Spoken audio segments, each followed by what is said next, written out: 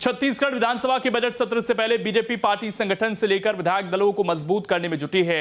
2 दिनों के दौरे पर रायपुर पहुंची बीजेपी प्रदेश प्रभारी और सह प्रभारी ने संगठन के नेताओं की पहले दिन बैठक ली तो दूसरे दिन बीजेपी विधायक दल की बैठक के बाद बीजेपी नेताओं ने सरकार के खिलाफ सदन से सड़क तक मोर्चा खोलने का ऐलान कर दिया है।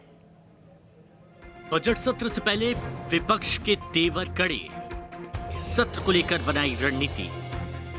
छत्तीसगढ़ में कांग्रेस सरकार के गठन के बाद से लेकर अब तक विपक्ष के नरम रुख अब कड़े होने लगे हैं। इसकी तस्वीर प्रदेश बीजेपी प्रभारी डी पुरंदेश्वरी और सह प्रभारी नितिन नवीन की अध्यक्षता में 2 दिनों की पार्टी संगठन और विधायक दल की बैठक में देखने को मिली। प्रदेश प्रभारी डी पुरंदेश्वरी ने शनिवार को पार्टी संगठन की बैठक ली, जिसमें प्रदेश में पार्टी की रणनीति पर चर्चा की गई।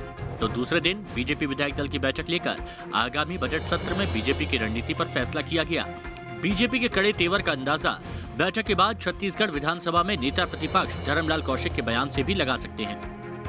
हम सैंड माफिया की बात करें, शराब माफिया की बात करें या कोल माफिया की बात करें, लगातार जिस प्रकार से घटनाएं घट रही है, चाहे वो जनप्रतिनिधियों के ऊपर प्रहार हो, अधिकारियों के ऊपर हो, और जिस प्रकार से मिली भगत करके टैक्स की चोरी हो रही है, इन सारे विषयों को लेकर के आज चर्चा हुई है। और आने वाले सत्र में ये सारे मुद्दे अलग अलग रूप में उठाने का आएंगे और इन सारे विषयों पर आने वाले समय में सत्र में चर्चा होगी। धर्मलाल कौशिक ने ही नहीं, पूर्व सीएम रमन सिंह के भी बयान से साफ हो गया है कि बजट सत्र में विपक्ष के तेवर कैसे रहने वाले हैं, यानी कि विपक्ष सरकार को सत्र के दौरान घेरने का कोई मौका छोड़ने वाली नहीं है। प्रदेश की बिगड़ती हुई कानून व्यवस्था की स्थिति, बेटियों के ऊपर, बच्चियों के ऊपर जिस प्रकार से घटनाएं हो रही हैं, ये विषय रहेगा। और सबसे बड़ा इन विषयों के साथ वित्तीय कुप्रबंधन की वजह से स्टेट दिवालियेपन की ओर जा रहा है।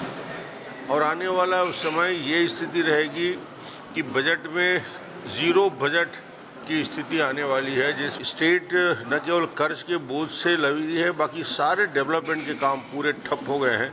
एक बड़ा मुद्दा वो भी रहेगा। बीजेपी मुद्दों को लेकर सरकार को घेरने की रणनीति सदन तक सीमित नहीं रखने वाली है। सरकार को मुद्दों पर घेरने के लिए सड़क तक उतरेगी, जिसके संकेत प्रदेश बीजेपी प्रभारी ने भी अपने बयान में साफ कर दिए। लोगों ने कांग्रेस को वोट दिए हैं और जिस उम्मीद से बघेल जी को मुख्यमंत्री बनाए हैं, people have come to realise कि अब उम्मीद ही नहीं है उनसे। तो बहुत सारे इश्यूज हैं, कौन से मुद्दे को उठाना है इस पे भी चर्चा हुई है। पहले असेंबली में वो सब उठाएंगे and then definitely on the ground also, जैसे आपने देखे थे फार्मर्स इशू, किसान का इशू था जो गोदाना नहीं था, तो we have taken it up and अच्छा रिस्पॉन्स आया।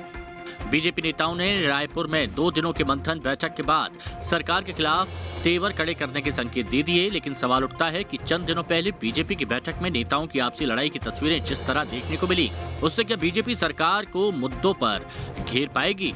ये आने वाला वक्त बताएगा। रायपुर से आदित्य नामदेव के साथ टीम न्यूज़ स्टेट।